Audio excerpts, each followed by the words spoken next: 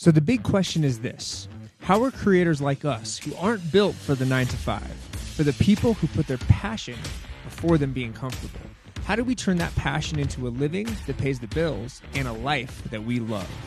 That is the question. This podcast will give you the answers. My name is Noah Mittman, and welcome to Conversations with Creators. Welcome back to the Conversations with Creators podcast. I am your host and resident video marketer, Noah Mittman, and joining me today is multi-business owner, Jasen Petersen. You have a parkour gym, you have a biotechnology company, you have fitness stuff, you have a lot of things going on. Thank you for being on the show. Oh, of course, anytime. Yeah, I've done some work with you in the past, which has been fun, and I love hearing kind of what you're up to with your different things. So yeah, you have a fair amount of interesting things that you do. So you have Eudaimonia, which is an umbrella for Lifecore, Parkour Gym, Next, Evo, and Inspire. Is that correct? Aspire. And Flourish Beach Volleyball. Yeah, and beach volleyball, and then also Ion Biotechnology. So the Ionic Alliance Foundation, which is the nonprofit, that kind of spun off into its own thing. It got, because Eudaimonia, we're right across the street from an elementary school, and parkour is fun. Kind of became known as a kids' gym, even though that wasn't necessarily the intent. But yeah, we'll absolutely work with kids too. And so it got a little bit weird to talk to people about chronic disease and cancer specifically. So yeah, even with Next Evolution Wellness, it was still it still got awkward. So we kind of spun off. Yeah, that makes sense. You kind of needs to, each one needs to have its own path and customers, and going more specific is always a good thing. Yeah, absolutely. So that's a lot of different things. How did that all evolve from like where it began to today? Well, it all started with I was making little medical devices, little widgets with my father, and my entire family got cancer. Oh my God. And this was kind of my response to it. So Eudaimonia is the first thing. I made the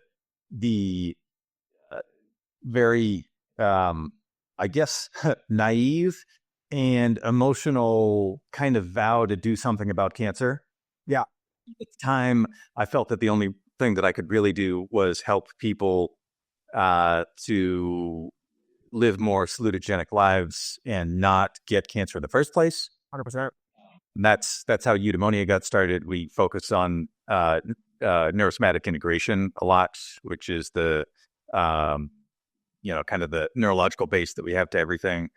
And then it's it's all movement based, which is also fun. And that's why lots of kids end up coming here. And I suppose keeping yourself healthy can be fun. Yeah. Yes. As it should be, honestly. No, it should be. You're right. Absolutely. So that's kind of how everything started. And then with the Ionic Alliance or Ion Biotechnology, that was, so I was introduced to that when my father was sick, and it was the only thing that actually did anything across all sorts of different conventional and alternative medicine therapies.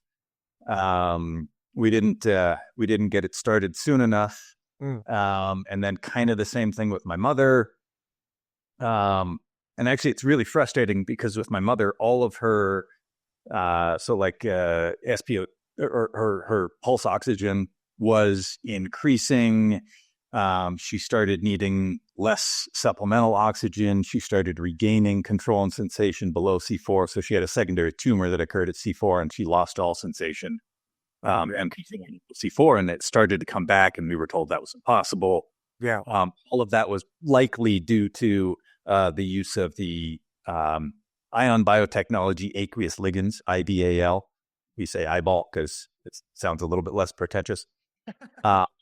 So the eyeball-based products that we were using, but she ended up getting a cold. Her oxygen concentration or her oxygen requirements spiked a little bit, and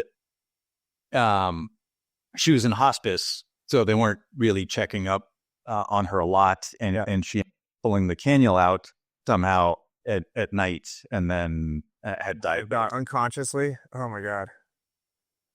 Which was really frustrating because we could see that things were working really well. And so then that kind of caused me to get significantly more involved in ion biotechnology and figure out what it really was, because nobody knew. And it's kind of spiraled to where it is now. Yeah. That makes complete sense. It was all family based and help, trying to save lives and figure all this out, because it's complicated. Yes, but turns out we make things way more complicated than they need to be. I'm sure. And that's, but this is a whole different conversation. It do take a long time. And I have some specific kind of biotech questions for later on. So starting with kind of, because this is kind of, business related, and I want to really, and again, I'm going to be sharing this with the local community and like really trying to let all the local community know, deep dive on like who's in the community and what we're all up to. The Eudaimonia name is so interesting and unique. What does that mean to you, and how does that philosophy kind of guide your activities? Okay, so Eudaimonia started as a way to kind of address community salutogenesis. Salutogenesis is so the root of the word is health beginning, and it's a way of looking at health where health is not the absence of disease. So that's a pathogenic or a pathogenesis viewpoint or pathogenic viewpoint, where if we can't identify something that's actually wrong, well, then you're healthy. Well, we kind of instinctually know that's not true. Even if a doctor can't identify what's wrong, if something's wrong, if something's not, exactly as it should be. And so salutogenesis is basically the idea that health is a thing in and of itself that can be optimized. You can always increase health, even if a doctor would say, "Oh yeah, you're perfectly healthy. You've got nothing wrong with you." Just because there's nothing wrong doesn't mean it couldn't be better. Yeah, and so Eudaimonia fits with that really well, in that Eudaimonia. So it's a term coined by or popularized, I suppose, by Aristotle to, in short, mean human flourishing. And there's a much fancier definition that I'd have to read off to you. Human flourishing. Again, keep it simple. I love that. That's how people can actually understand it. Yeah. And again, it's sort of a different viewpoint on what health is. And Eudaimonia is not the avoidance of pain. It is and the maximization of pleasure. Yeah. It is looking at life in a way where you're trying to maximize your overall good. So in many cases, you want to be as healthy as you can, as fit as you can. Now, if that was the only goal, well, you can take any of those things to an extreme, right? And you exercise too much and you end up being unhealthy. Flip to the other way around. If you want to completely avoid anything and be really safe, you sit on the couch and everything's fine, nothing can happen to you, except then that fails as well. You end up becoming couch potato, and then Extremes are not great. Yeah, exactly. And so this kind of Eudaimonia is a philosophy that realizes that we can always do better. Whatever it is you're trying to do, you can do better, and it's the strive for perfection, not the attainment of perfection. Yeah. If that makes sense. Yeah, absolutely. Oh, I mean, that just striving. Well, that comes up a lot for me with like the idea that perfection is not it's a direction, not a destination. Yeah, and it doesn't, just because you can't attain perfection doesn't mean that you can't strive for it. Right. Now, flip that around. Just because you're always striving to do better doesn't mean you're not good enough. Yeah. Right. Yeah. That's huge. You are good enough, and you are always good enough, and you can always improve yourself. But So you're fine. those aren't mutually exclusive. You can be good enough the way you are, and you can try to be better. Yeah. At the same time, and both of those are valid. And honestly, those are both feelings that you should have. You should always strive to be getting better, and you should always realize that where you are right now is also okay. Yeah, because if you're striving to be better, but you're not happy in the moment with yourself, then the striving to be better turns unhealthy, because you're not like happiness because all we have is moment. The future and the past are concepts, and right now is really all you have. So if you're not living happily in the moment because you're constantly waiting to get better, that's also not a healthy way to live. Yeah. Absolutely. So Sorry, I'm going to try and pin you so you. Okay, there we go. How do I fucking all over the place? And I got you. So can you kind of talk about the core mission of the Eudaimonia Ministries and how that kind of aligns with the Universal Declaration of Human Rights? I did my homework. Declaration of Human Rights. Just from the website. Well, okay. So I'm sorry. Ask me that again. Yeah. So just the core mission of the Eudaimonia Ministries side of things. Okay. So again, Eudaimonia is trying to increase community salutogenesis. And if you back up and really think about that, that can be that is an extremely broad mission. And we didn't, at the time, I didn't know what I could do. How can I help people? With the Eudaimonia operations here at the facility, that ended up being the community basically saying, yeah, we need a place for kids to go. And there's not really a ton that they can do out here. Now, there's all sorts, let me take that back. We're out in the wilderness, you can go hiking and biking, and there's all sorts of great things that you can do. You can go skiing, but out in the world. Yeah, lots of those things are difficult to do with young kids if you have to go work. Yeah. So when I say that there's not really nearly as much for kids to do up here, that's what I'm talking about. Is where nowadays parents don't say, "Oh, go outside and go play," and come back at the end. True. Honestly, it's one of my favorite things to say to my kids, and I mean, growing up, I know especially for your generation, everybody's outside. For my generation too, and it's just not there anymore. There's not. Yeah. We're in the mountains. Like, this should be the place where kids are playing outside. It's just not. It's just not there a lot. Yeah. Which is insane. So yeah, I think that's a huge service to be able to offer with again, and because there's that concept of play too is so important. Yeah, it is. And that's one of the reasons why we're trying to fix up our outdoor grounds to where we've always had, like, even for our summer camps and everything, we always have kids go outside as much as we can, do all sorts of things. But, the inside the tabernacle's pretty darn cool. Yeah. And, so kids want to be inside a lot here as well. But at the same time, our inside is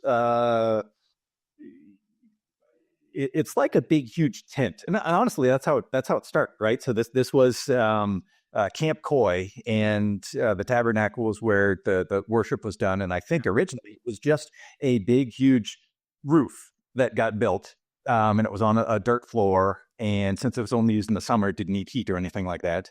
And so really it was kind of more a big, huge tent. Yeah. I mean, the building design is so interesting. Yeah, it's pretty cool. And that's kind of how I still think about it. Like even, like the offices and the bathrooms that are inside are kind of like buildings built inside of this thing underneath a big, huge tent. Now, at some point, they poured a floor and put some heat into it and then put walls up around the outsides. But even then, you can see that because on the sides of it, so not the front and back, but the sides, the doors are shorter than normal. And that's because they poured the floor up. And so, yeah, it's definitely an interesting structure. And that also makes it difficult to do anything inside because like right angles anywhere. It's kind of like a Tim Burton movie. There's no right angles allowed. Yeah. Which gets frustrating. Yeah, absolutely. How have you kind of measured your success and impact in the community? So we haven't done as good a job with specific metrics as I guess I'd like to, but I've had parents kind of take me aside. So remember, Ayumi and I are getting a little bit more involved. I don't necessarily say that I'm getting more involved at this point. Ayumi is just taking over, and since she's my wife, that by default kind of makes me more involved. I was the founder and was kind of always here, but I wasn't the face of Eudaimonia for sure. And I was always a little bit surprised when people knew who I was and how I was involved. Yeah.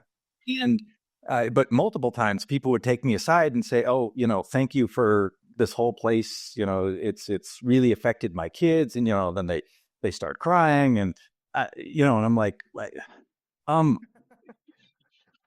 you're welcome. Yeah. Yeah, and and then when I would tell people like at the front desk, oh, this happened, like, oh, that happens all the time. But really, we've had multiple kids kind of come through here where they started at a really a much younger age, and they didn't have the confidence, they didn't have the body image, they didn't have the body, and they developed to the point where some of these kids end up becoming coaches, right? So where they were like really shy, I can't talk to people, and I'm kind of pudgy and small and whatever, and through everything here, they really developed not only a lot of confidence, they could then project themselves, and became decent coaches, which was really awesome to see. Yeah. For a rundown of like, if people aren't aware, what are all the services that you guys do? Because I know, but okay. Where do there's a lot of them. Okay, so let's stick with the Life Course, right? So Life Core Academy is kind of the athletics side of Eudaimonia. And so remember, maybe back up. So we focus on neurosomatic integration, and much of this has to do, so the best way to interface with your brain is actually through joints and receptors in joints and a few other things. But the brain really, really likes to know where you are in space. And if you don't have either very good input to the brain, integration, or output to your muscles and such, that's where all of these problems occur. And by going through and doing parkour, which I know you were involved in a lot, you probably never thought about this. But that was actually teaching your body a lot about, and teaching your brain a lot about proprioceptive awareness. And so, like the main thing. So you have, growing up with this is now ingrained in all of your neural pathways. You're going to be much less likely, even later in life, to like fall over and break your hip, because you learned how to fall and roll and know where your body is and know when you're off balance. Yep. When you were really young. That's going to stick with you for the rest of your life. That's also why I think that parkour is important even for no matter what age you are, just to get some of that information. And you can do small stuff that's not dangerous, like with a block on the ground. Yes. Yeah. And that information is huge. And that, I think, I'm very interested as the years go on and the first generation of parkour athletes get old. The amount of injuries as elderly, I think, is going to decrease a ton. Yeah. Now, on one hand, you can say, "Oh, but parkour is really dangerous." Okay, yeah. When you get to the elite level in any sport, it's dangerous. And you're agree. Right, is inherently dangerous. Yes, Absolutely. Well, but at some point, you're right. Those original parkour athletes are then going to move on in life and do normal things. my normal thing is hockey now, which is funny. I'm like, yeah, it's less impact. Like, what do you mean it's less impact? I'm like, I mean, you don't understand. I'm not jumping down 10 feet.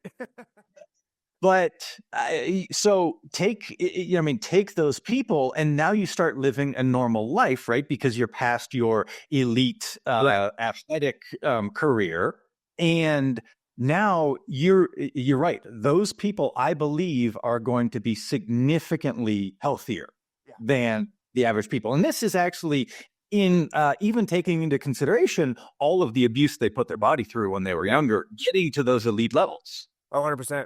My ankles will never be the same. But they don't hurt. That's the thing. It's not like, it's not an issue. It's and you even know how to deal with injury because you've had to deal with injury before. Yes. And you have to remember that so the way that the brain deals with pain is, right? So the brain, you have to we can look at it like a threat bucket, right? So you've got a bucket, and at a certain level, that's where any stress level below that, your brain's kind of like, yeah, sort of, I got this, I can deal with it. And then above that point is where your brain says, yeah, this is too much, and then starts giving you pain signals. Yeah. Or then performance starts to go backwards, and everything starts happening. So, an example: you can roll your ankle, and you're walking around hobbling, and you go to cross the street, and a bus is coming at you.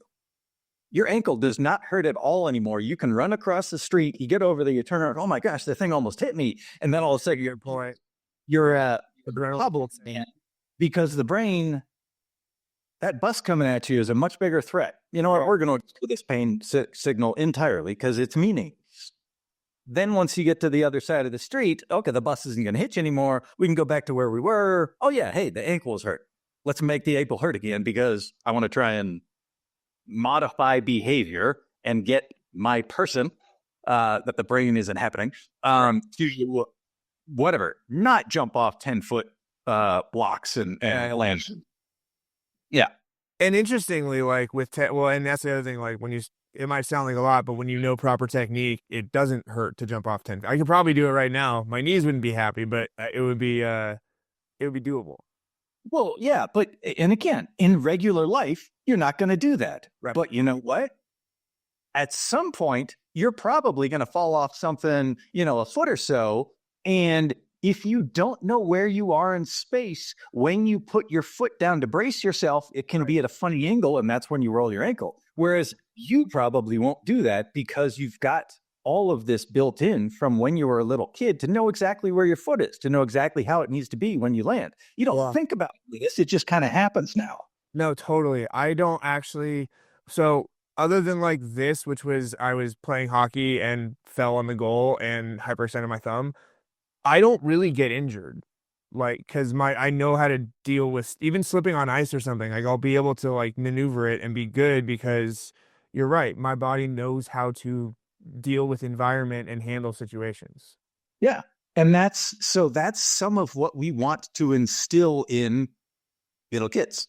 And on top of that, add everything else that comes with this, right? Yeah. So not only does, Ninja Warrior Parkour, however you want to look at that, but we then also kind of focus on neurological warm-ups and various things. Yeah. Kids don't really think about this. They go through the neurological warm-ups.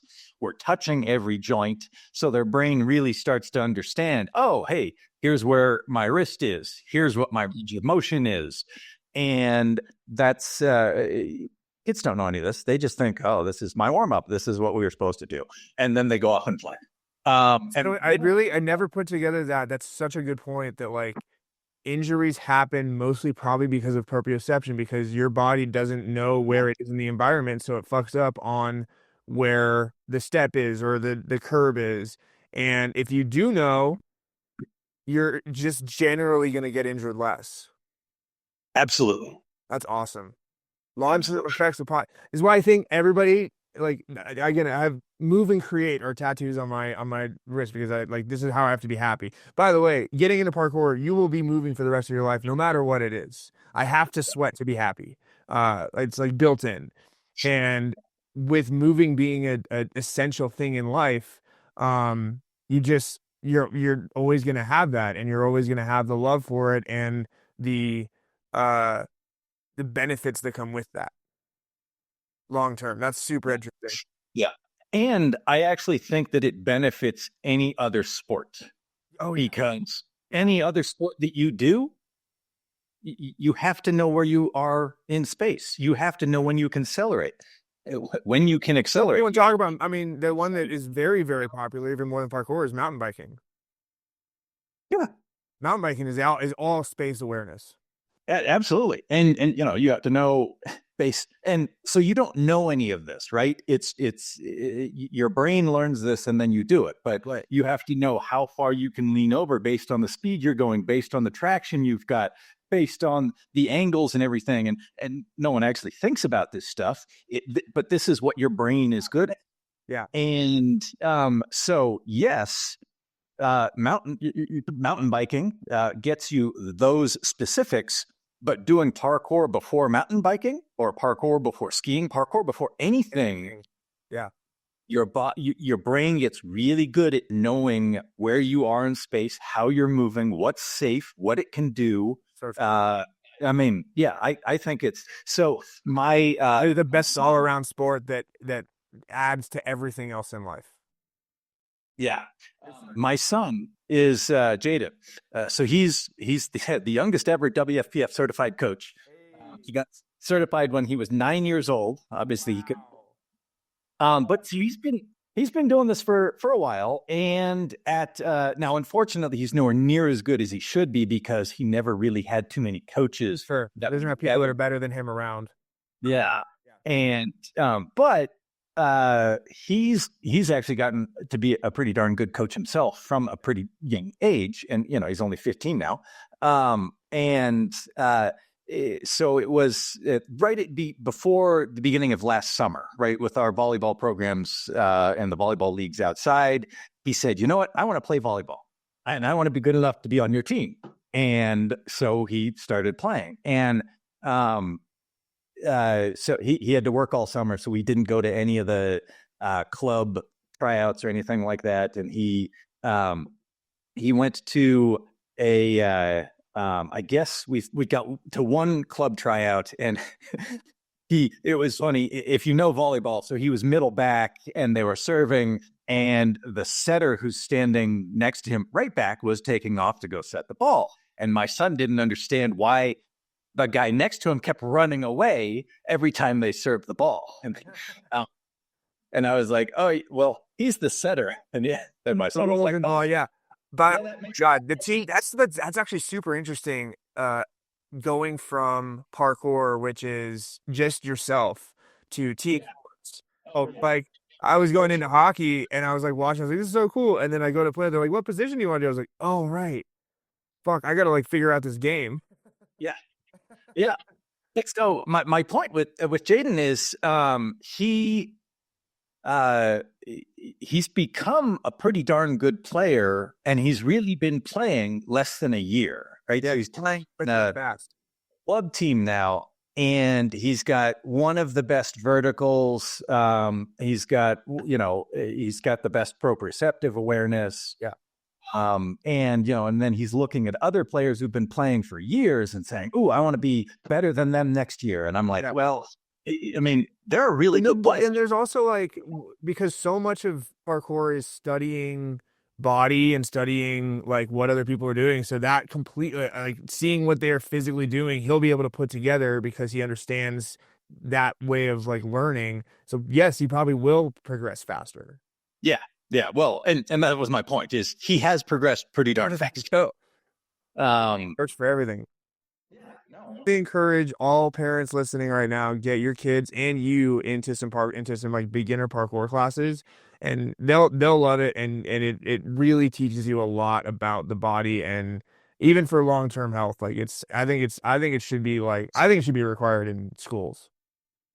That actually would be pretty cool, because then that could be the base. Exactly. And from there, go and do what you really love.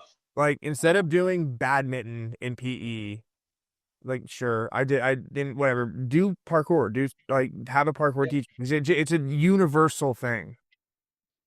Yeah. Speaking of school, actually, talk to me. I know you are kind of, one of your projects is to kind of get a homeschool thing set up, and I know you also do homeschool classes. Talk to me about kind of the importance of homeschool and the practices within that. Okay, so we've supported homeschool here since we started. Most of that was letting parents and kids come here and just use the facilities and do the different whatever things that they were doing. You know, whether they're getting together and talking, and some parents were going to teach math or whatever. We always kind of supported that. And then we created parkour classes for homeschool kids. So basically, it's not really that much different. It's just during the day now. Right.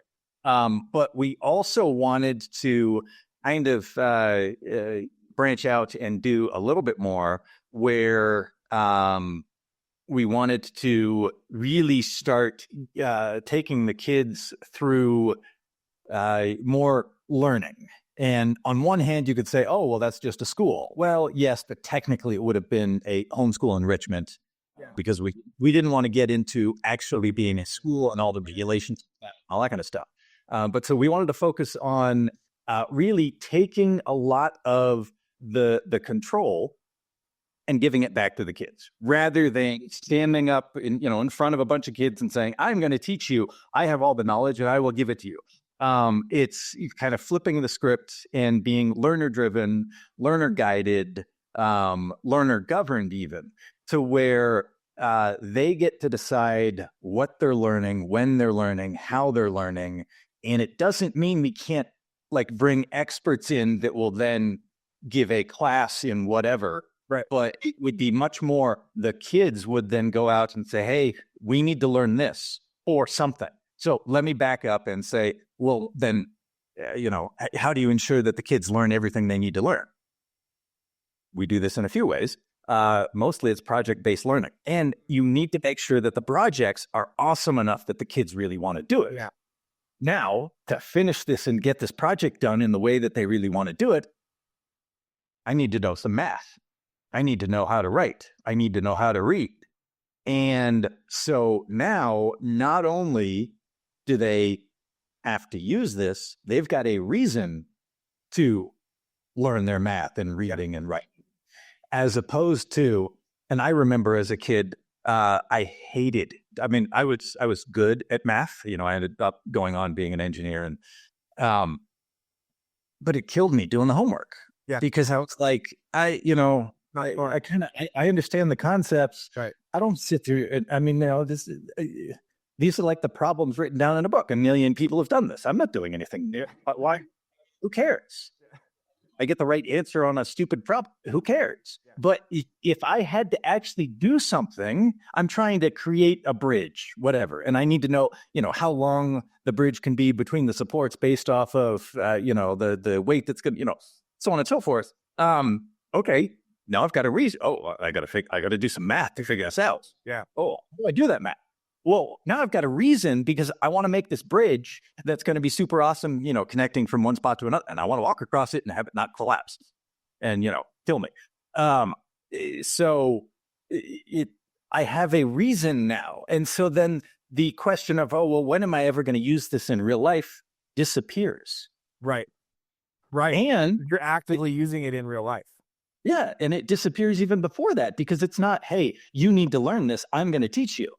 It's going to be, ooh, I need to know this. Hey, can you teach me? No. Oh, okay. I can learn from this then. Great. Okay, I'll learn from this thing. Yeah. I think project-based learning should be the standard. I think that's the best explanation I've ever heard of it. And yeah, that's how effective.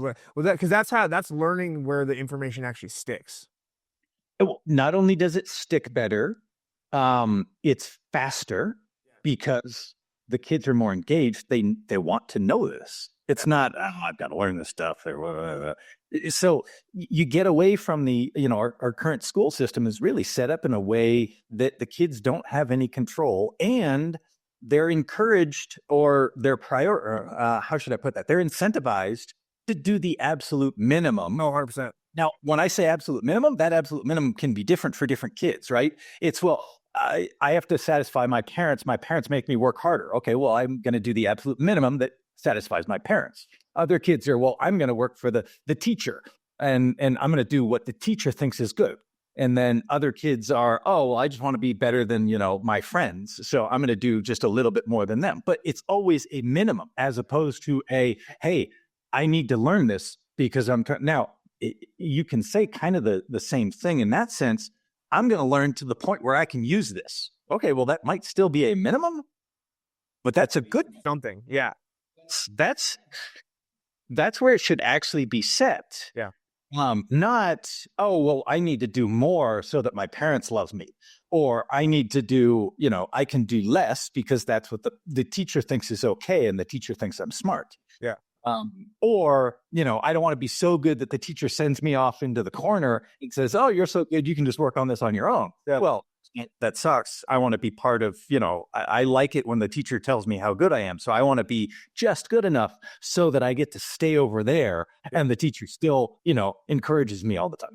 All of these things, all of that kind of goes away, and it becomes, look at what I can do. Look at what I've built. Look at what I've created. Look at what I can do with my knowledge. Knowledge is worthless unless we can do something with it. And I've been in college with people who were really smart and stupid because they couldn't use the knowledge they had. Yeah, and they got way better grades than me, but they couldn't apply it. And we can address that at a really young age. Yeah. Where knowledge is, I guess if you want to go into science, this might fail. Because in science, knowledge is the thing, right? Yeah. Knowledge is the goal, increasing knowledge. But in the rest of the world, it's, doesn't matter what you know if you can't apply it or use it. Right. Now, it reminds me of the concept of like useful idiots. Yeah. Just like it, you can be really smart in one thing that's useful, and that's fine. But like having a purpose to it, having a thing, like it's that argument for project-based learning is it makes complete sense. I love that. But so Aspire Academy didn't really get off the ground too much because of all the problems that we've had with planning, zoning, and how they've really been kind of changing the story since we bought the place, and have been trying to force all sorts of different things that are different than what the community wants. And we finally got to a point where I thought they were saying, hey, let's do this. And I said, yeah, that's like exactly what the community asked for originally. And that's exactly what you told us we could do originally. And then they kind of came back, oh, no, actually, you can't do that. So that, and those are useless idiots. Yes.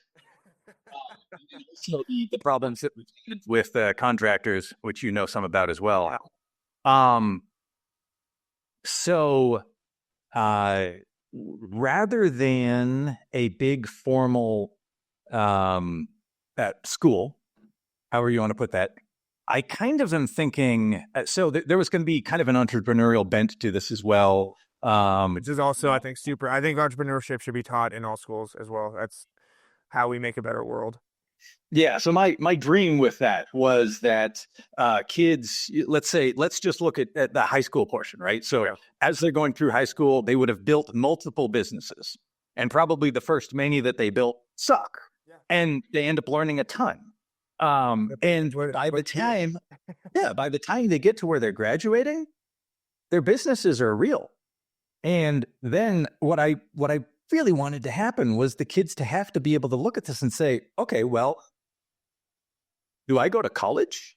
Right. Or do I actually stay and work in this real business that I've developed that might actually be better than going to college? And there might be cases where kids can say, oh, I can do both. I can run this business as a part-time thing while, and supporting myself while I'm going to school.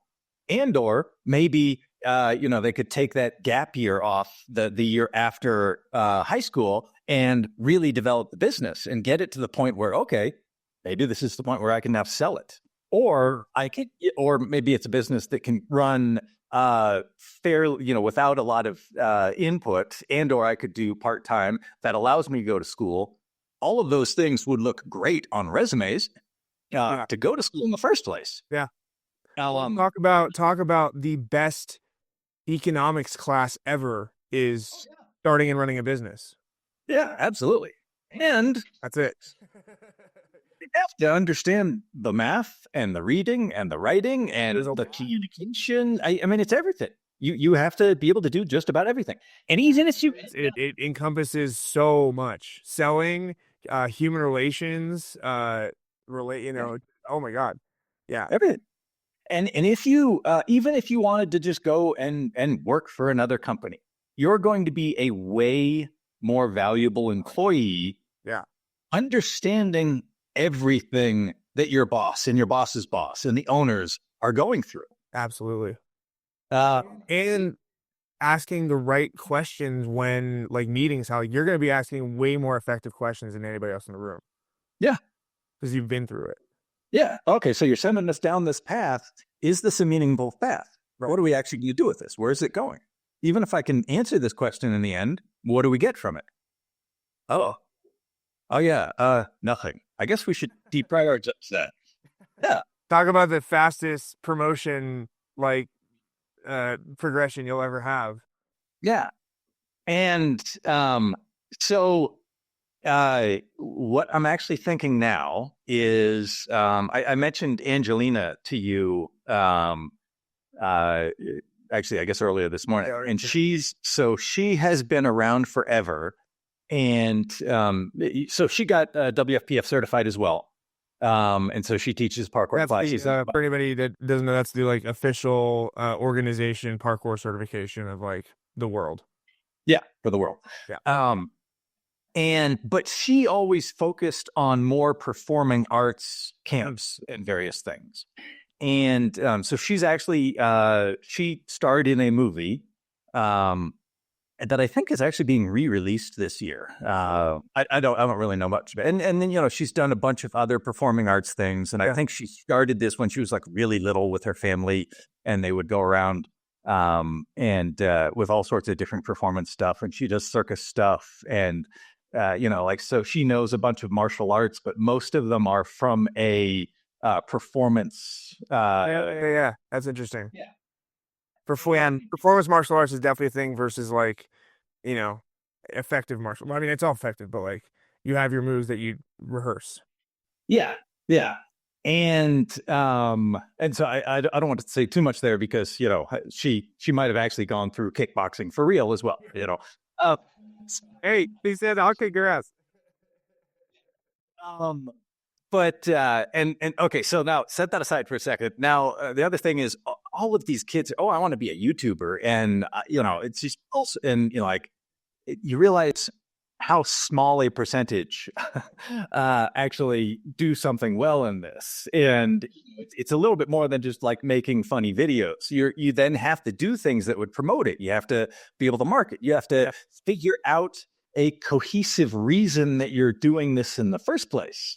And even for YouTube, thumbnail science is super interesting within that. Can I create, how do I create one image that will entice people to watch a video and even test out 3 or 4 of them, or like Mr. Beast, have 100 of them and spend 10 grand on it. Like, it's a wild world. And then you get into the psychology and all sorts of things. Now I understand. Yeah, there's a lot of psychology in YouTube. So there's a lot more to that than what kids think. But at the same time, I was like, okay, so we really want to do this. And so what I'd like to do now is actually put together like a show and let the kids pretty much handle everything. Angelina is going to be here almost full time. She needs to take, a couple months off when it's really cold. But other than that, she's going to be around. And so imagine if we had kids that were, and let's say we start off with, they're teaching parkour, right? And so then you're putting together a bunch of parkour videos to teach people parkour. And then, then you're putting together videos on, we're going to try and put together some performance at the end of, let's say, 6 weeks of learning, whether it's parkour or they're performance-based things, circus stuff, whatever. Then, so you're getting more and more advanced in the types of videos that you're putting together. And then, then it can be interesting. Okay, we're looking at, initially these kids, we knew nothing. And then, we learned these specific skills and things. And then in the end, this is how it all got put together. Yeah. And to be honest, it doesn't really matter if it sucks because kids doing it, right? That's a really interesting, that bridge from starting from tutorials, which are very simple, to then going into like the creation of art with the parkour video, like making a cool video that has a feeling and has maybe a storyline and whatever it is. Like, that's a big jump, and that's a cool journey to go on for teaching. Yeah. And then imagine that they then, so add a story behind it, right, and then they can start getting into drama. Then they could create like their own show with characters and all sorts of stuff. And then, then they're more writing scripts and seeing what works and what doesn't work. So in this case, the idea is instead of creating instead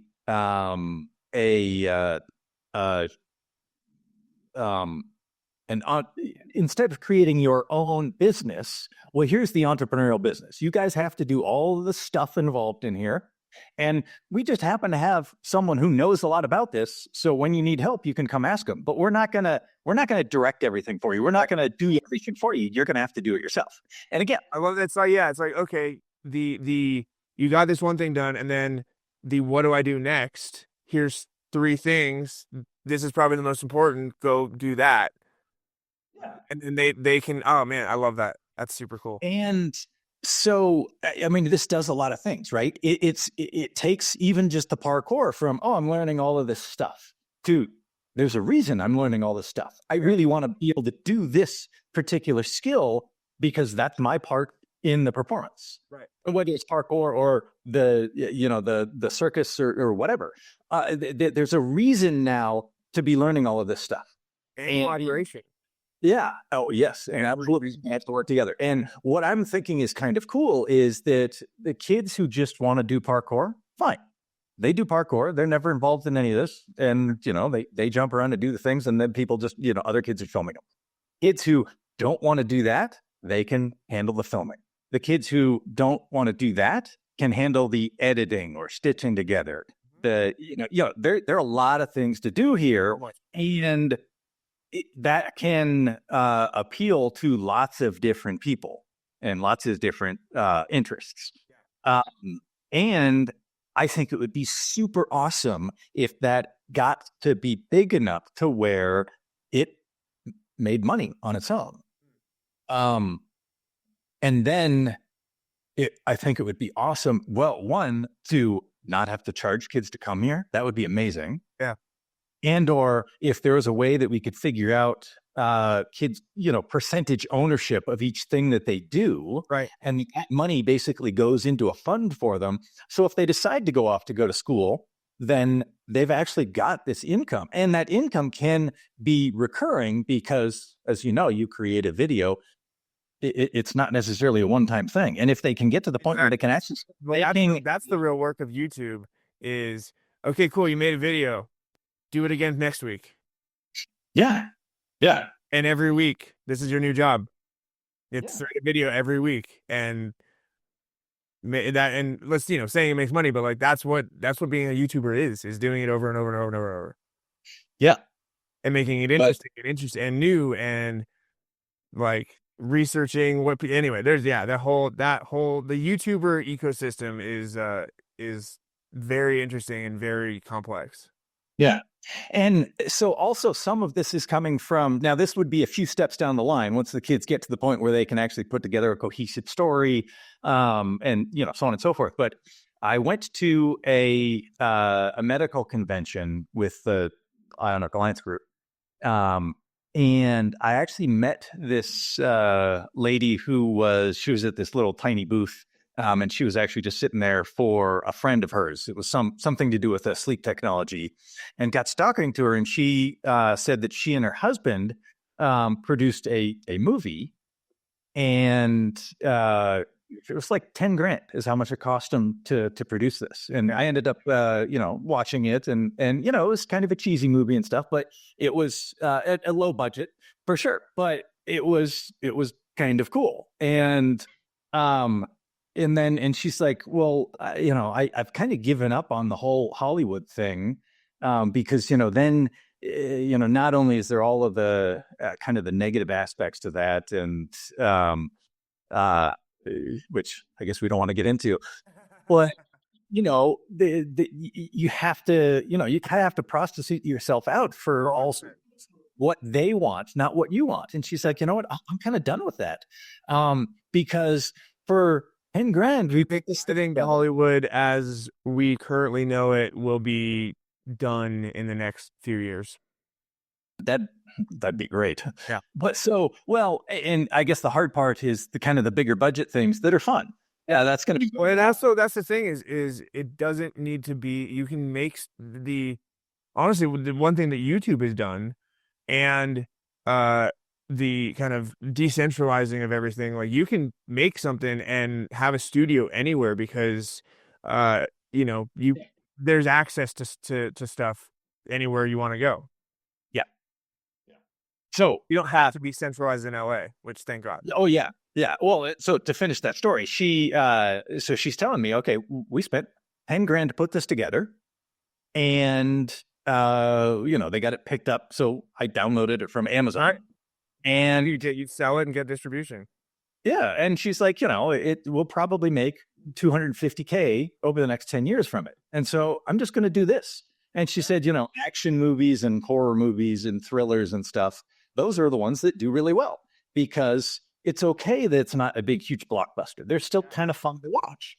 So imagine if kids were doing this. Now, the bar already is set lower. I would totally watch a show that is interesting that kids put together, even if it's not great, because kids put it together. And guess who likes that kind of stuff? Other kids. Oh, sure. Absolutely. Like, imagine it's all rising together and finding the creative stuff together. Yeah. So, and I would totally invest, the $10,000 to be able to allow the kids to do this, and then, collects $250,000 over the next 10 years and have that earmarked for the kids that are involved and based on their percentage ownership and stuff. And then and imagine if they get to a point where they can go to college essentially for free, and or give them money to start their life, whether they want to do something entrepreneurial. Invest in something that they're interested in. Yeah, absolutely. Yeah. So those are my current ideas on what I really want to do with Aspire Academy. That's a good question, man. I need to see your schedule and I can bring the kids over. So moving into kind of some of the other stuff that you're into, I know we've talked in the past about kind of CBD in relation to cancer prevention. Can you talk kind of on where you are now with the kind of cancer prevention research and subject? Sure. So CBD is actually very tangential for me. And we didn't use it for cancer prevention or anything at all along those lines. CBD was actually in a product mixed with, or we put it in a product, basically CBD isolate. And think of like natural Bengay, and then our zinc, copper, magnesium formulaic base for that eyeball. And that did really good with relieving pain, but that's a topical application. It would taste really, really bad. So let's see, where are we? We have gotten a zinc, copper, magnesium product approved with the zinc, copper, magnesium formulaic base or API. So when we put it into medical products, then I call it an active pharmaceutical ingredient. When we put it into cosmetics or nutritional products, I just call it the formulaic base. So with the zinc, copper, magnesium API, that's in an approved drug. It's approved through COFEPRIS, which is Mexico's FDA in Mexico. And we went after, it's approved as an antioxidant and antimicrobial for wound healing. We went after wound healing, not because we knew anything about the market, but because we almost took its antimicrobial action for granted, because we've never found anything that it doesn't kill while still being highly nutritive to cells, and that's a bigger conversation as well. So we went after this market mostly as a minimum viable product, so that we could say, look, this stuff is actually suitable to be in pharmaceutical or products or medical products. And here's a medical product based on it. Turns out it works really, really, really well. And the market is quite a bit bigger than we thought. So, and cancer is, or chronic disease is ridiculously expensive. So we're probably going to postpone getting into that for a little bit, because we've got a way to actually start making money at some point. And when I say money, it's the amount of money that it costs to develop and approve products is absolutely ridiculous.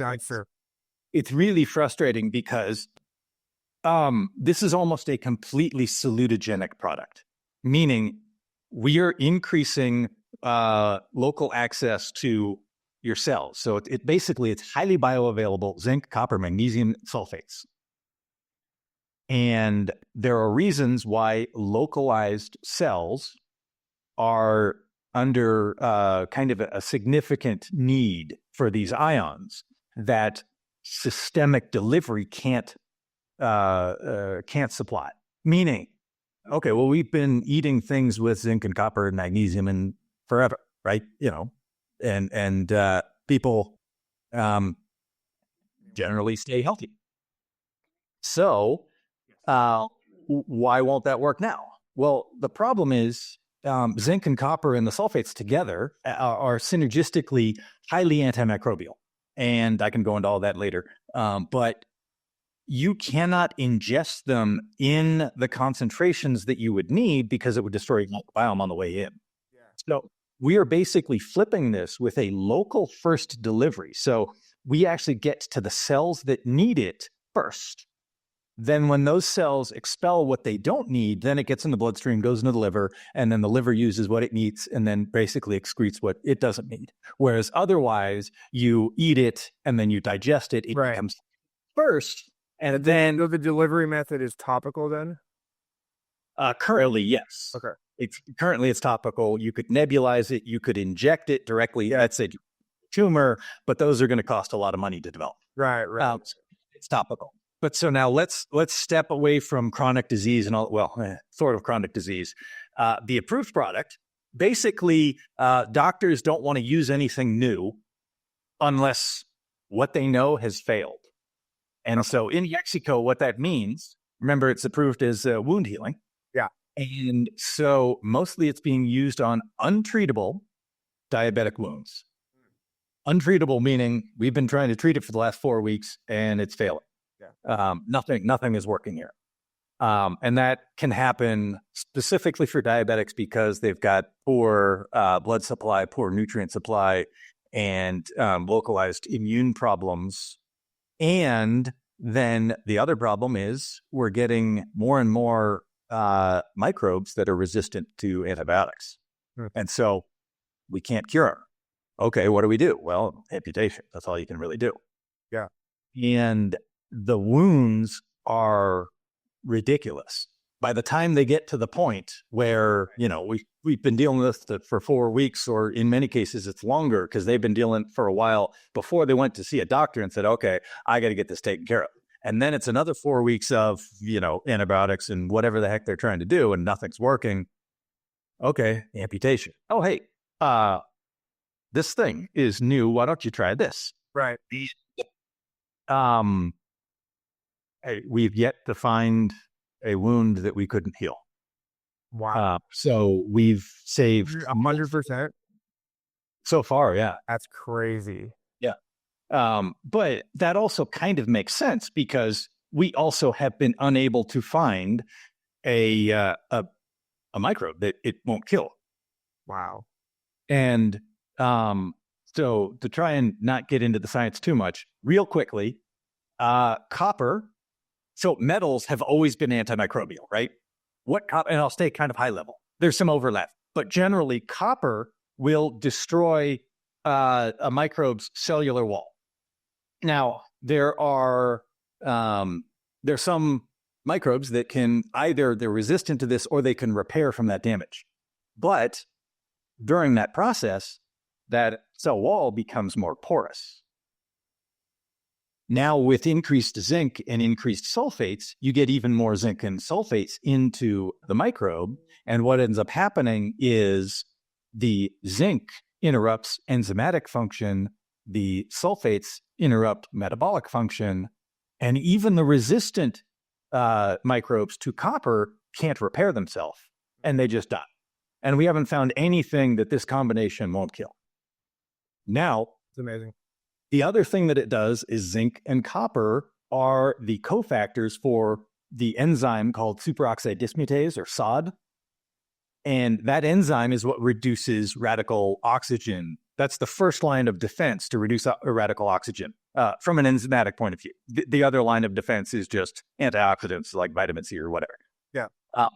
And so by supplying both of those, we're reducing the oxidative stress. And we are killing the thing that was originally causing the oxidative stress in the first place. So and then the zinc and copper and magnesium do all sorts of other things that end up speeding the repair and the tissue regeneration as well. And so just for the wound healing, we're seeing amazing results. Because I'm wondering how, is it hard to get funding? Because it seems like it needs to be the success stories alone seem to be this needs to be everywhere and needs to be, able to be used in different ways other than just topical. Yes. And yes. So getting funding has been difficult. One of the reasons is, and I actually even coined a term, cratogenic versus salutogenic. Meaning this is a salutogenic drug. Not too many are. And what I mean by a salutogenic drug is it supports the body. It does not do or force any specific cellular action. Now, you could look at the microbes and say, okay, well, it's directly killing them. Okay, yes.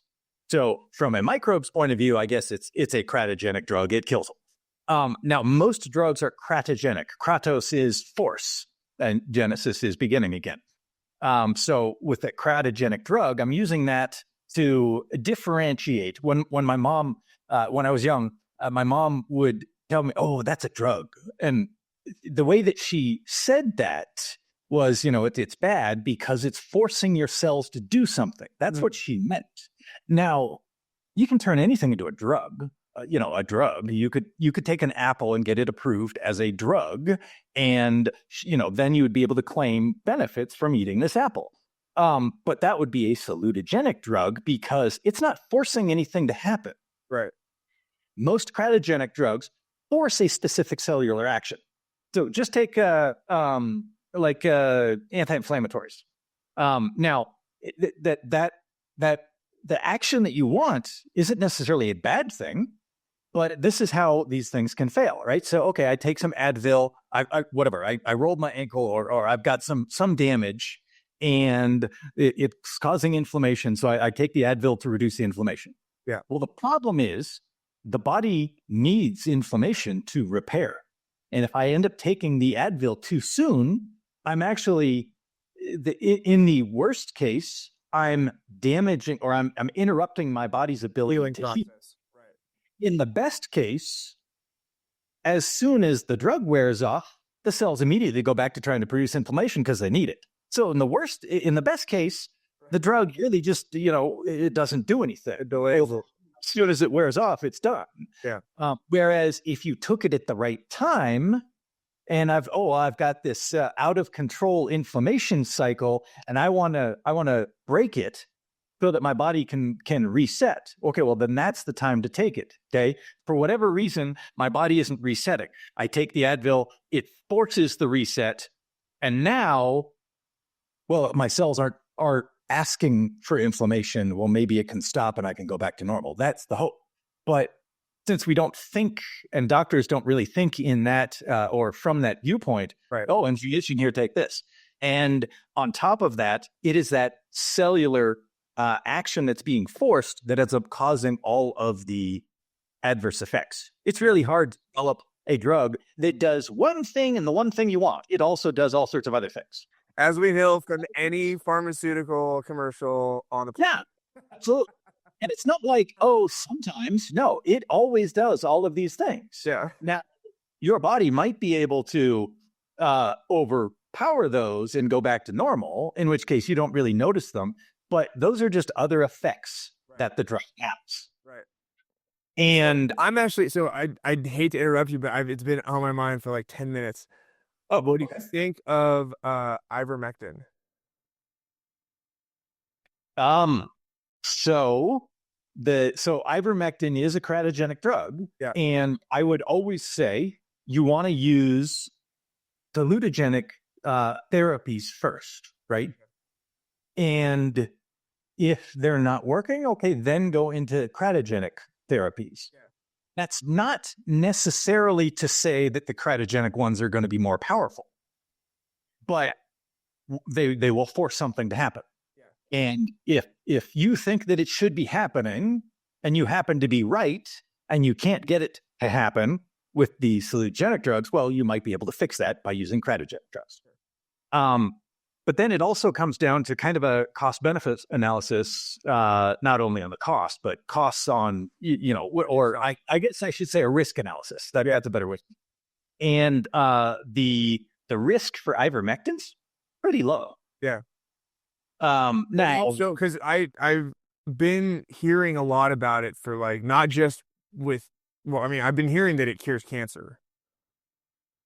So this is a much bigger discussion when we say cure. So what is it actually go away? Well, okay, yes, but there are all sorts of different reasons for that, right? Yeah, for sure. And we can make cancer cells go away just by changing your lifestyle. Well, how does that work? Well, there are all sorts of reasons that can occur, but there are also all sorts of reasons why it doesn't always occur. Yeah. And that's what I'm really studying a lot, and we can but that'll take a long time. Yeah. So, things like ivermectin and benzodol, yes, they're getting these things cure cancer. And, okay, so if the risks for using them is relatively low, if you've been doing other things that are more salutogenic in nature, and maybe you want to stack them together anyways, right? And weren't having all of the benefits you want, are those things to add? Sure, you might as well. And, but, and this is where I actually do want to, I also want to get into policy and such to where start treating salutogenic drugs differently or salutogenic therapies differently than we treat cryogenic ones. And I would like to get rid of the efficacy requirements entirely. There's enough information exchange in the world today that if things don't work, people are going to stop using them. Absolutely. And so if you go back to the what was the drug that actually the drug that prompted adding efficacy requirements and significantly strengthened safety requirements. It was a morning sickness drug, caused lots of birth defects. Oh gosh, mind blank. Whatever it was. Yeah. Even if it worked really well, no mother would, oh, well, I can take this drug and it'll completely get rid of all morning sickness, every bad thing about pregnancy. But there's a decent chance that my kids might, my babies might come out deformed. No one would have accepted it. They didn't need to go into efficacy of that drug at all. What you need is common sense. Safety. Yeah, you need robust safety. Yeah. And that efficacy will take care of itself. Oh, but doctors will prescribe it just so that they can make money. Yeah, but we're going to have enough information exchange to where we don't really need that. And in truth, so once you start going through safety testing, really early on, what the safety risks are. Now, the more safety risks there are, the deeper you're going to have to go into the safety testing. So, and it will be the more cratogenic drugs that are forcing things that have more significant safety issues. And it's so you define cratogenic, which is like it makes the body do something. What did the other one defined as? Salutogenesis. Salutogenesis is supporting the body's ability to do what the body is trying to do. Got it. Yeah. And there can be some crossover there, right? So if the one that develops is incredible. Well, it depends. What I'm trying to say is that you could take a salutogenic drug, use it incorrectly, and then it ends up forcing the body to do things that normally would be good, but you're doing it at the wrong time. Got it. So there can be a little bit of crossover there. But in any case, point is, cratogenic drugs are inherently going to be less safe. Right. Maybe we should require efficacy testing for those. I would say no, let's not, because if there is a certain risk profile, right? You get to this drug has all of these risks. Well, you know what? I'm going to force you as a consumer. I'm going to force the manufacturer to do some efficacy testing anyways, because otherwise, I don't have any known pros to weigh these cons. Right.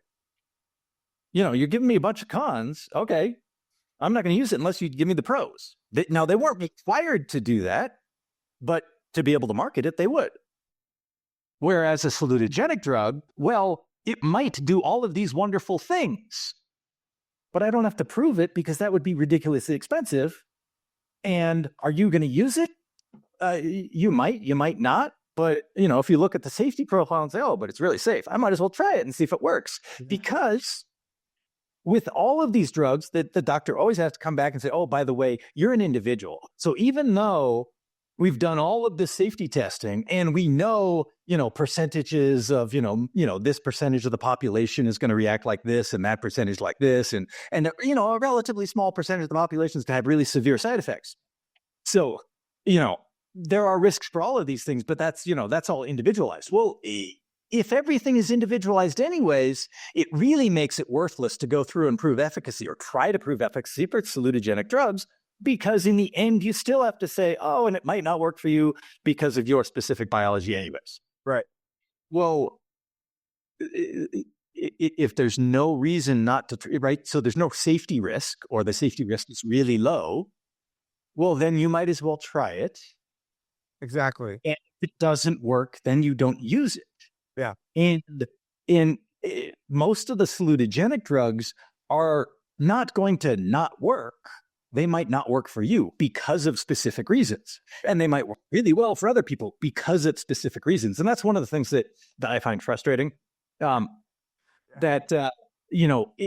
way that we test things with the, double blind or everything, it's just, 50% of the time, this just doesn't work. What do you get? Okay. Maybe right. % of the time, it will do this. But 50% of the people don't have that problem, in which case it looks like that doesn't work because they don't have that problem. You're fixing a problem they don't have. Way too much blanketing of generalization of people when it's everybody is different and you need to try stuff out to see what works for you. Yes. So, do you mind if I shift back to? Okay, so now I'm going to show back. Hold on. I have a standing desk and my legs are hurting, so I'm going to stand up.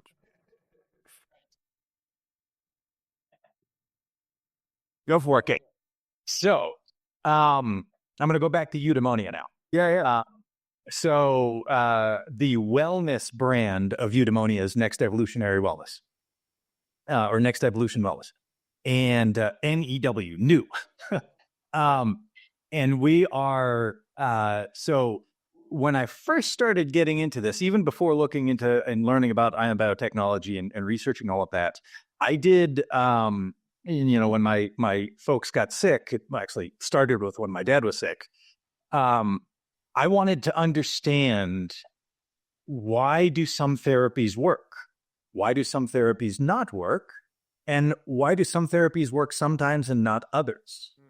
And I really wanted to understand that. And in drilling down in I didn't care whether it was conventional, alternative. I didn't care. Yeah. And it really came down to mitochondrial function. And if your mitochondria are healthy and doing all of the right things at the right times, you're healthy. And that's kind of a step away from, okay, well, there are all sorts of things you can do to make your mitochondria healthy. And those are all the things that we think of as health, right? Having a good diet, exercising, avoiding toxins, so on and so forth. All of these things help your mitochondria to stay healthy. Likewise, that healthy mitochondria can help cure any disease, right? Because the cells, so medicine doesn't make you healthy. Medicine tries to change something within your body or the terrain within your body to allow your body to heal, right? I break my arm. What do? They set the bone so that it can heal correctly. Right. They're not healing it. My body is still healing the bone. All they're doing is trying to put it back in the right way so that when the body heals, it heals correctly. This stops me from moving the hyperextended muscle so that it can heal, so that it can go back to normal function. Yeah, so you don't re-injure it. Yeah, exactly. You get a big cut. So what do you do? Okay, well, they go in and they put something out so that it can something to make sure that you kill any of the microbes that could have tried to infect you there, which are trying to infect you there. Kill all that, and then they sew it together. And they sew it together so that your body can heal. And it's not the stitching it together that does the healing, it's your body. So this is the case for everything.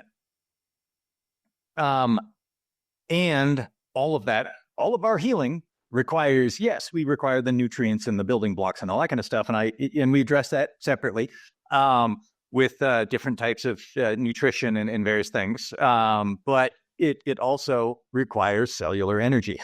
And that all comes down to mitochondrial function. So I started looking at a bunch of different alternative therapies, like photobiomodulation, exercise with oxygen therapy, which kind of blends well with hyperbaric oxygen. Yeah. I use exercise with oxygen therapy because it's more efficient, it's better, it's faster. But, if exercise is contraindicated, you can't exercise, and then you'd have to do hyperbaric oxygen. I know Dana White's a big proponent of the oxygen therapy with exercise. Yeah. And then pulsed electromagnetic field therapy, all sorts of other things that end up, some of them are neurosomatic integration hacks, brain hacks, biology hacks. All of this kind of bundles together to increase mitochondrial function. So we end up calling, what I ended up calling this was, and I think my sister made up this name for me, multifaceted optimal cellular oxygenation protocols. And so what I'm doing is I'm taking all of these different therapies and then stacking them together where they're addressing a slightly different mechanism to increase cellular oxygenation and mitochondrial function. I'll give you a real quick example of not the protocols, because that gets more involved. But let's look at photobiomodulation, red light therapy.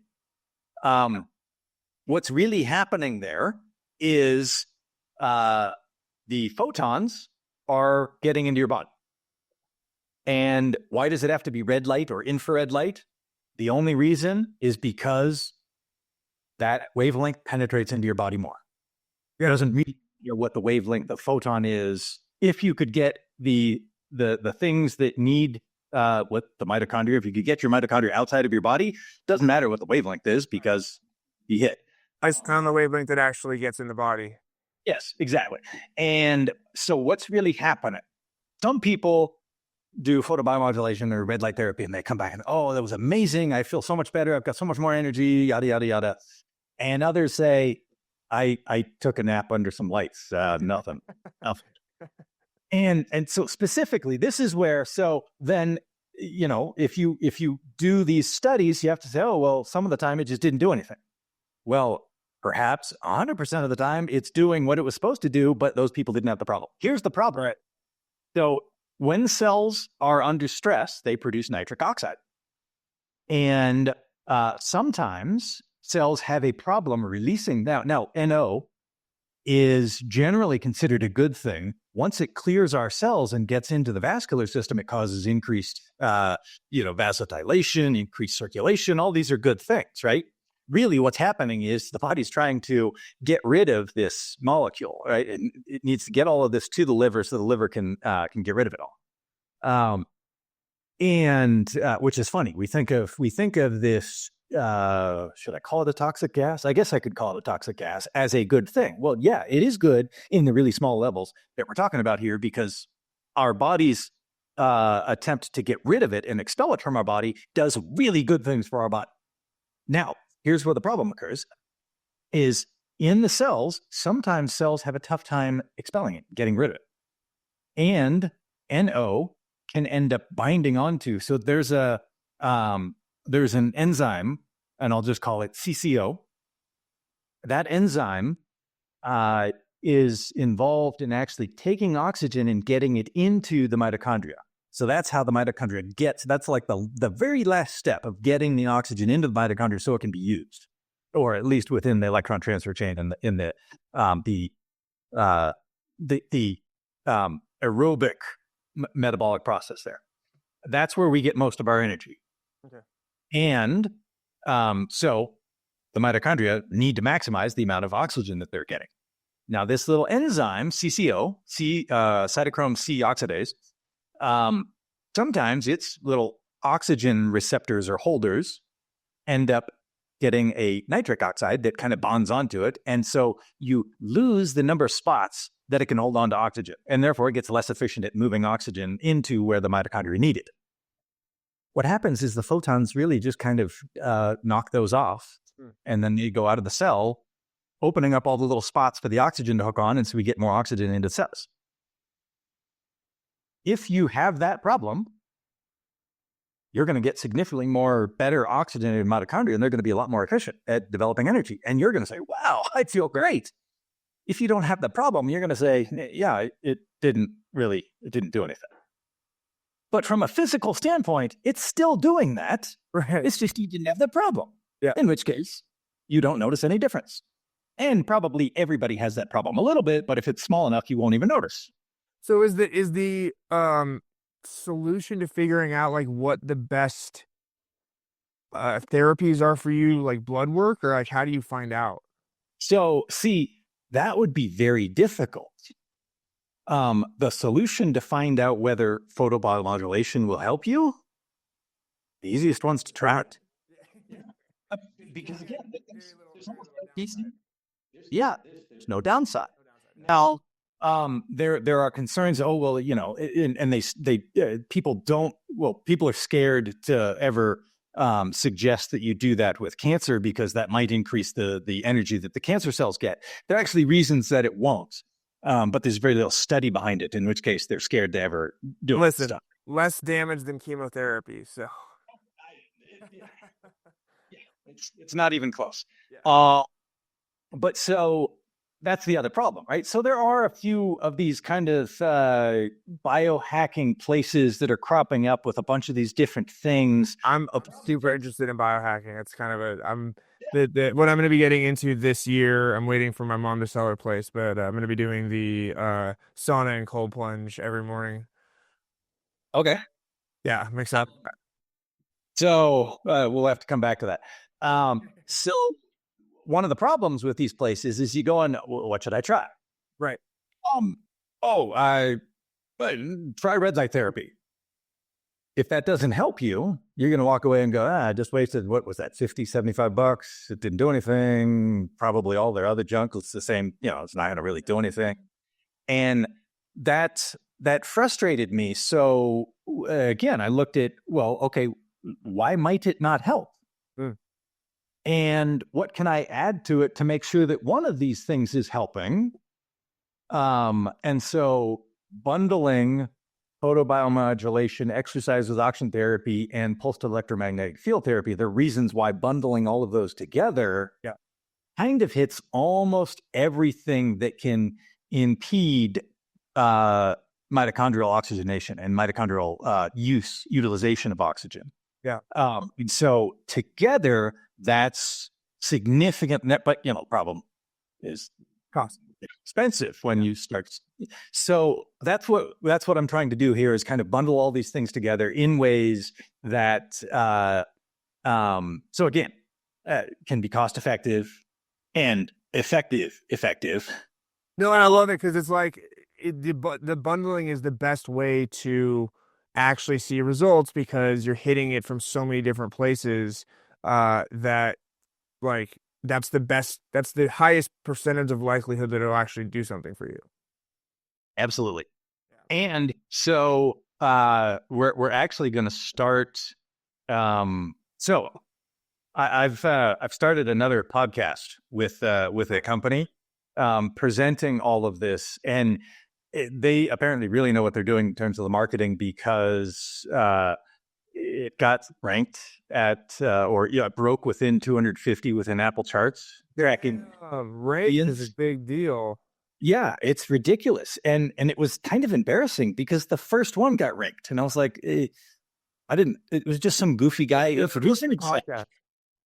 it's called Health Unlocked: The Power of Salutogenesis. Nice. And I'm kind of laying out not only salutogenesis, but all of the way through to explain why eyeball works.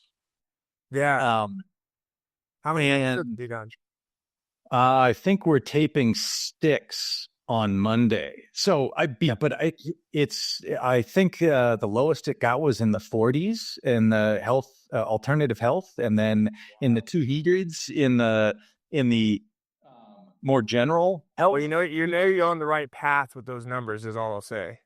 Oh, it's ridiculous. That's like society changing level numbers. Like when you get like to the episode 100 or whatever, like people are really paying attention and there's like there's a shift that, it's reaching enough people where they'll start doing it.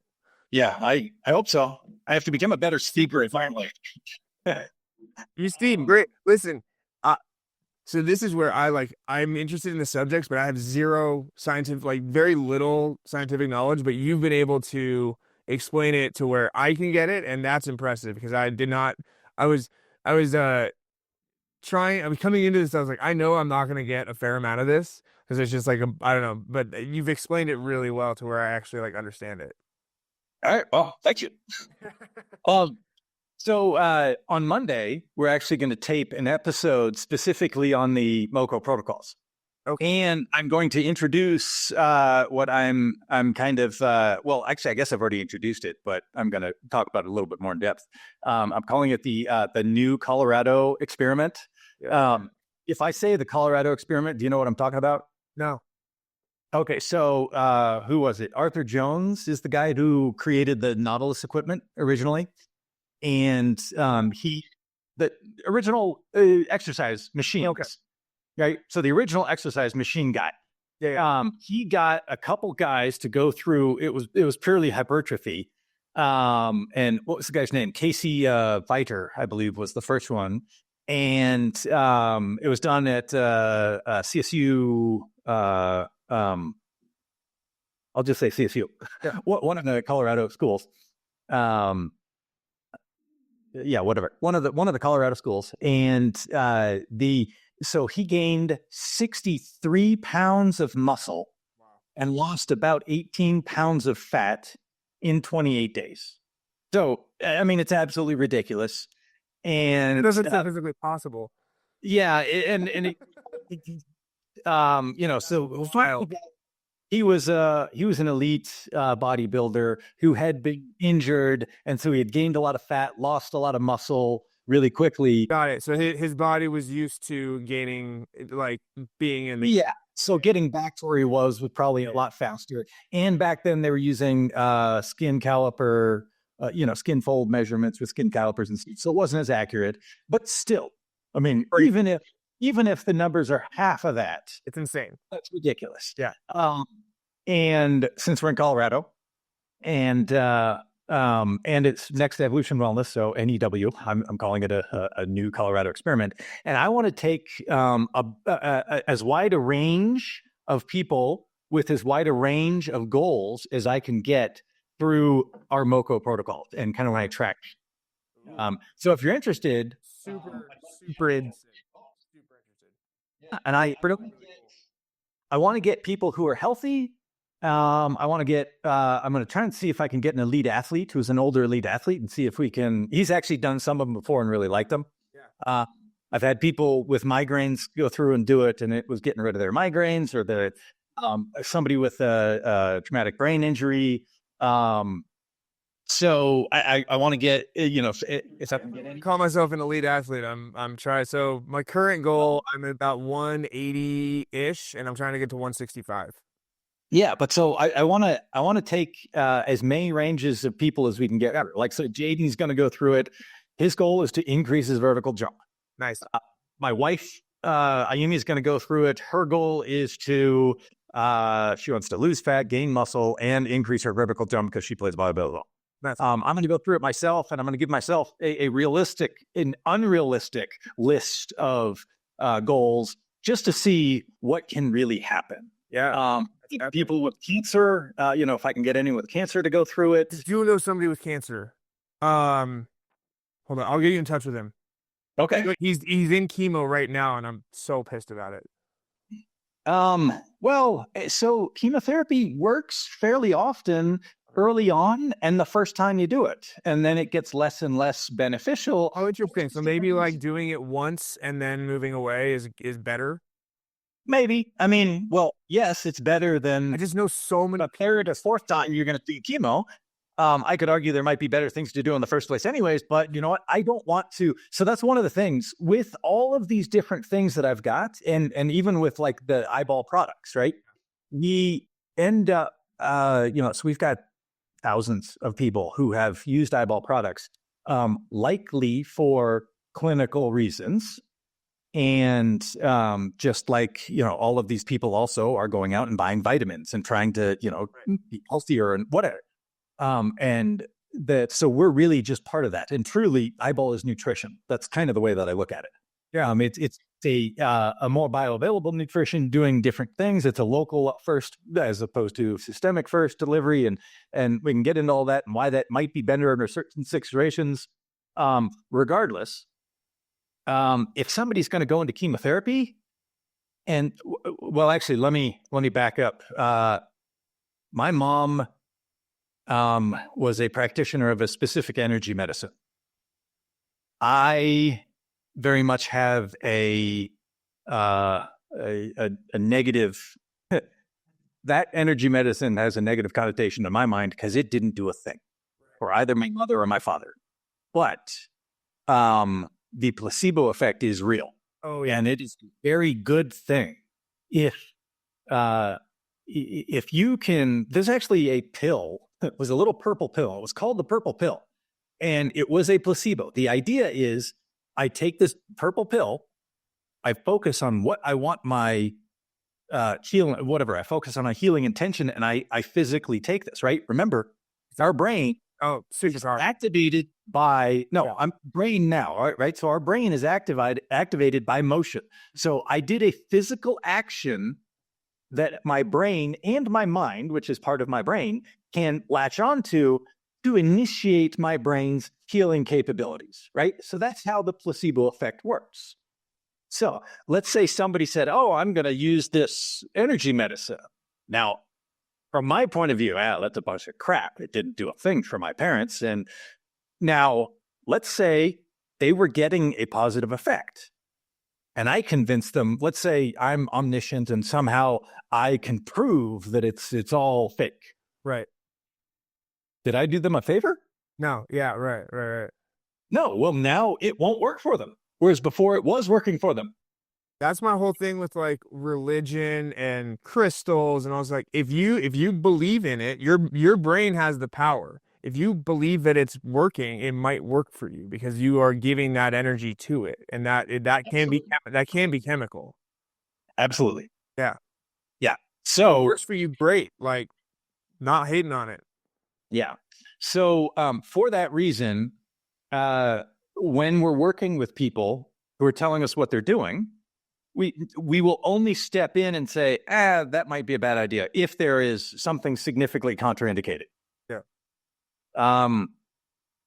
But that doesn't happen as often, maybe even as often as it should, because on one hand you could say, well, wait a minute, isn't chemotherapy I mean, there's lots of bad with that. Yes, but everyone kind of knows that. Right. So for us to point out, and we've got to stay away, right? I don't want to say anything that contradicts what your doctors are telling you. So I can say, well, only adding to like Yeah. the health. Yeah, I got you. Yeah. So I can say, look, there's this product. This is what it does. And all it will do is support everything. Right. Now, in proof, it might be able to solve all your problems all by itself. But if you're not going broke doing all these other things, go ahead and do them. Yeah. Because either they're going to help or not. And if they help, great.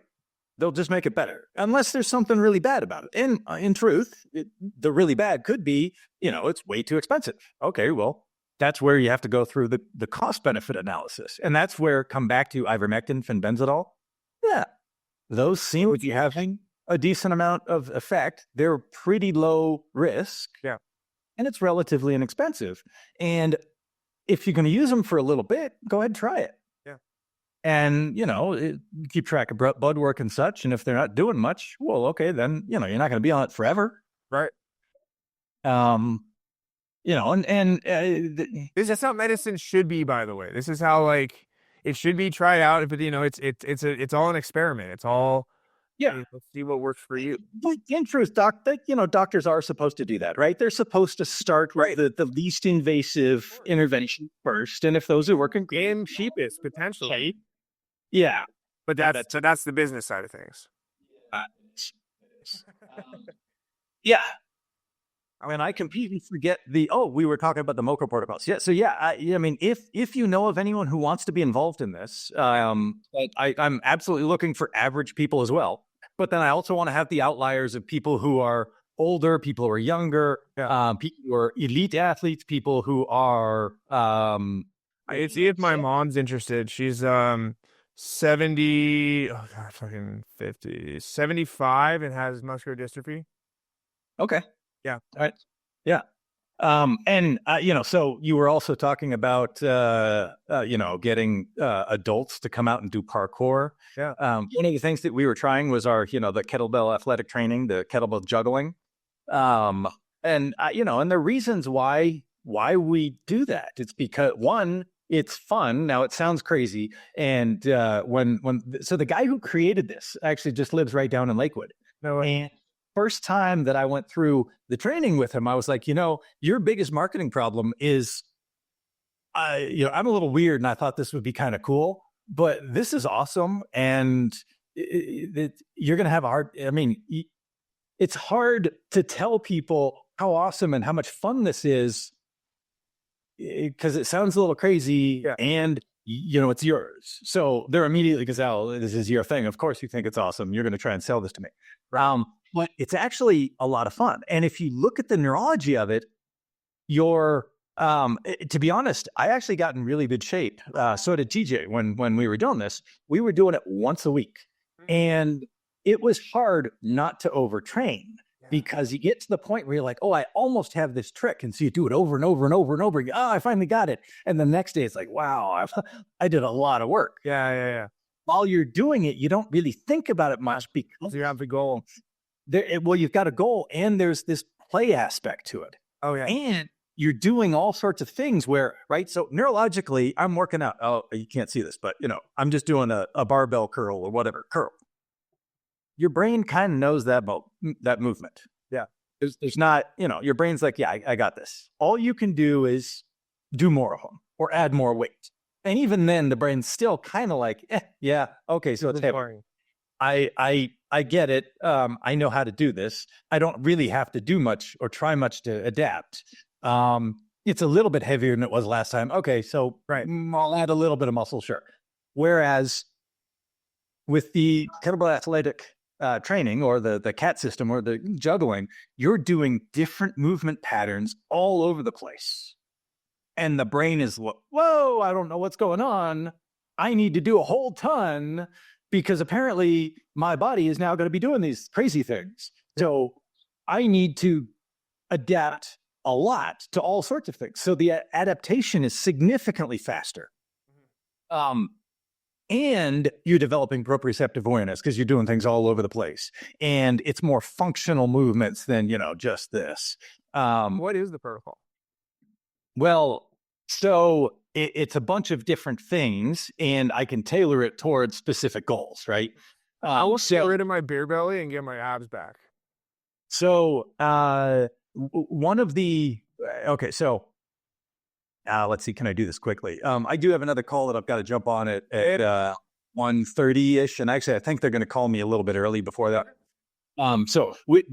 Maybe we need to do this again. Yeah, well, yeah, we can get into that. You know what I'll do is I'll do my rapid fire questions to close this out, because this is okay. I usually do an hour and we've almost talked for 2 hours. This is epic. So and this actually you'll I think have a good thing, because you are around a fair amount of 15-year-olds. What one piece of advice would you give to your 15-year-old self?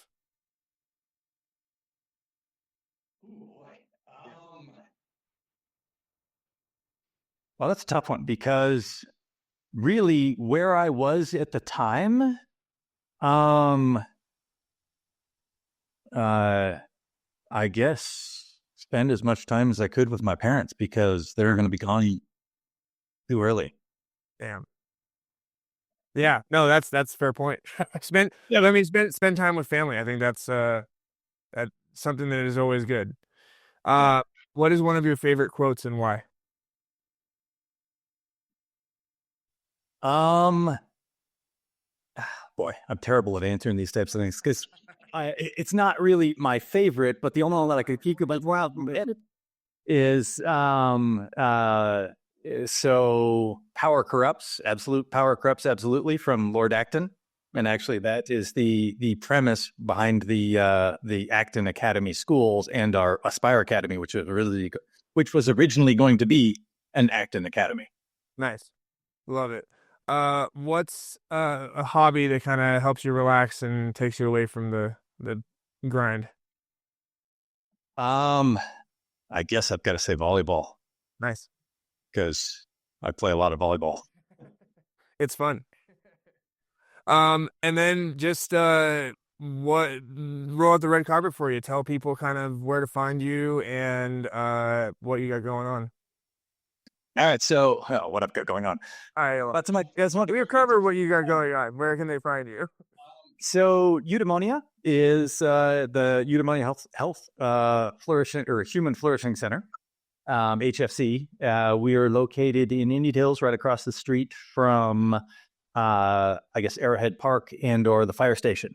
And we are trying to do a whole ton of stuff here that we've kind of covered a lot of. Yeah, I would love to do. We've been having a difficult time getting adults here, but I think that we can help adults as much, if not more, than kids. The kids are just a lot more fun to help.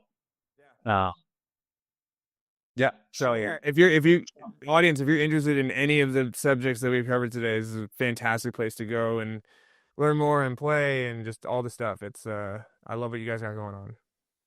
Yeah, and hopefully this summer we're going to have the volleyball leagues are coming back. We've got a she's an ex AVP player, but her knees started hurting, and so she switched to beach tennis. And so we're going to swap out our nets, and then she wants to. So it's kind of like a pickleball on the sand. Now the ball can't hit the ground, so it's played. It's played more like badminton, but it's got much more of a pickleball feel to it. I played it a couple times, and it's a lot of fun. I bet. Really liked it. It's I think it sounds awesome. Yeah, and like you can dive and stuff, and it doesn't hurt. Yeah, totally. Yeah. So she's, hopefully we'll have some tournaments and stuff here, and then training in the sand. And there's all sorts of really good things about doing that, just from, grounding and being in the sand and arch health and all sorts of stuff. Heck yeah. So if you're not into volleyball, hopefully you can be into that. Absolutely. Well, that's epic. And thank you for all the time and info. And I'm excited to kind of work with you on stuff. And yeah. But I should mention, Ayumi's going to kill me if I don't.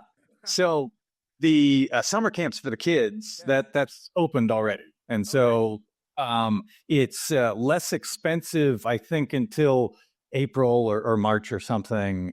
And then we kind of start locking things in. But it really looks like the summer is going to be super cool. We've got a bunch of camps, and they look really awesome. We've got a new coach. I think I talked to you about him a little bit, Brett. He's awesome. And he's also a volleyball coach, so he might be helping out in the sand. This summer should be a whole lot of fun. Heck yeah. Well, thank you so much for the time and the knowledge and good conversation. And for everybody watching and listening, I will see you next time.